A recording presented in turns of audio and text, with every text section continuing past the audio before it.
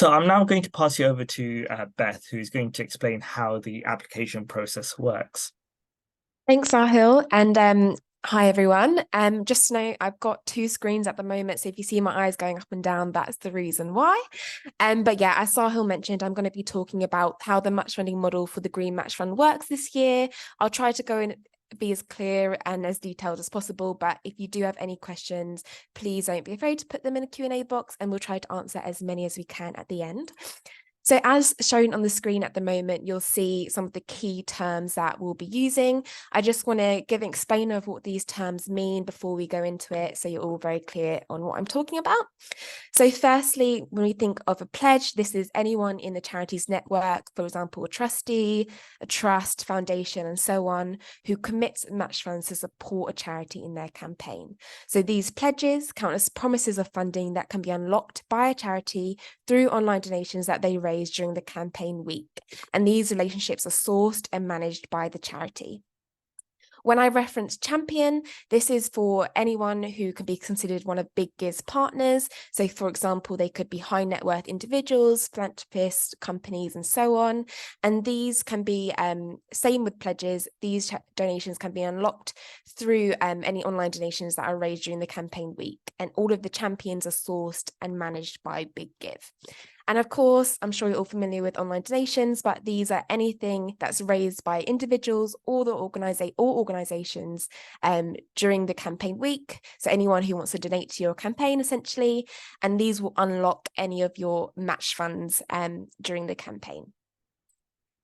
So moving on to the next stage now. For all of the applications, charities will be required to complete what is called a stage 1 application form.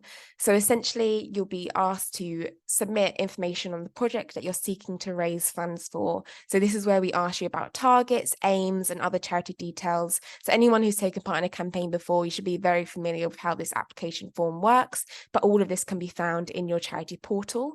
And the deadline to submit this application is the 16th of January this year. So this is where the model gets slightly different, particularly if you've taken part in our Green Match Fund before. This will be very new to you. So the Green Match Fund follows what we call our multi-model of match funding. And essentially, this means that during the stage 1 application process, charities will have the option to choose between either our 1-1 model or pledge model of match funding. And as you can see in this screenshot on the slide, during this application phase, you'll be told what the models are. You'll be able to choose the model that you want to do. So for charities that decide to choose the 1-1 model, this is the Green Match Fund and match funding in its simplest form. So this is for charities who are seeking to receive up to £10,000 in match funding from one of Big Giv's champions. So this is where all of your funds, all of the online donations that you raise during that campaign week will be matched by one of Big Giv's champions. So if you've taken part in Green Match Fund before, this is the model that is always usually run by. So I would particularly recommend this model for charities who are new to GMF, potentially are new to match funding in general. This is a great option to kind of get involved for the first time. I would also recommend it for those small to mid-sized charities who are looking to go for a slightly smaller target. The next stage, the next option is the pledge model. So this, if you've taken part in our Christmas Challenge or you're about to take part in our Christmas Challenge, you'll be very familiar with how this pledge model works. So this is where your match funding pot is made up of both pledges, which your charity secures, and match funding from a Big Give champion. So charities who are seeking to receive up to £50,000 in match funding from a Big Give champion should go for this method.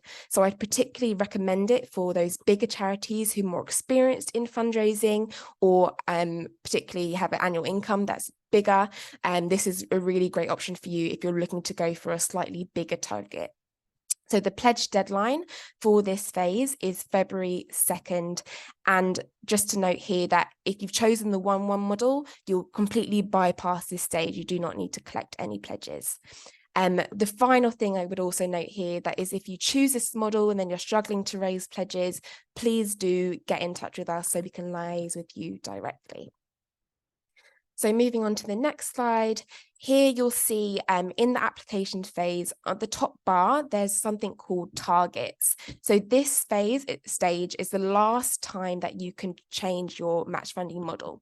So if you decide you've got to targets, you're like, actually, I've chosen the 1-1 model, but I want to go for pledge, you can go back and you will be able to switch it. If you've then gone past targets, you are locked into that model, so you won't be able to switch at that stage. So I definitely advise during this application phase to really consider your targets, think about what you want to go for, and then make that decision.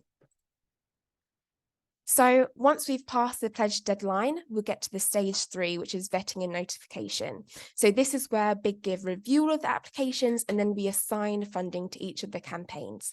So here you'll see the deadline for offers is the 14th of February.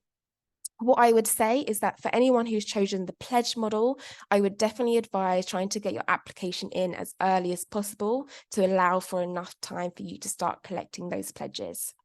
So as you can see in the examples on each side, if you've chosen the 1-1 model, you could receive up to £10,000 in match funding from one of our champions. So here, as the example, the charity has gone for £10,000.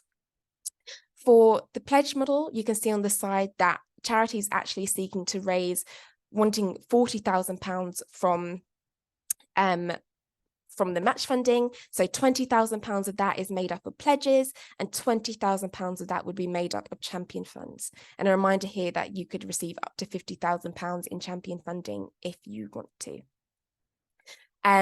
Sorry, just one more thing I remember to note here is that the amount of champion funding that you receive if you choose the pledge model is up to the same amount of pledges that you secured. So if you've scored 20,000 pledges, you can secure up to £20,000 in champion funds. Moving on to that stage, we'll move on to then the marketing campaigns. This is when you start to prep for your campaign. Of course, you have the campaign week. So again, as an example, on the 1-1 model side, as they've got £10,000 in champion funding, they'd be seeking to raise £10,000 in online donations. So the total amount they would have raised is £20,000. On the pledge model side, the charity has £40,000 in match funding, so they're seeking to raise £40,000 in online donations. So that means the total that they would have raised from this campaign is £80,000. The final stage is the post-campaign phase. This is a bit where you don't have to worry about as much because all of the information will come to you at a much later stage. But one important thing to note here is that along with all of the other post-campaign actions, charities who have chosen the pledge model will need to secure the payment of secure payment from their pledges. So you need to go out to your pledges, ask for payment, and they'll pay them pledges to you directly. After that, you'll be required to upload proof of pledge, so proof that you've received the payment that we can see, and then your champion funding will be paid out. For charities who have chosen the 1-1 model, of course, you haven't collected pledges, so you don't have to do this, and you'll just be given the date of when your champion funds will be paid. So hopefully I've broken that down in as much detail as possible, but as a reminder, please do pop any questions into the Q&A box and we'll aim to answer them all at the end. Thank you. Thanks, Beth.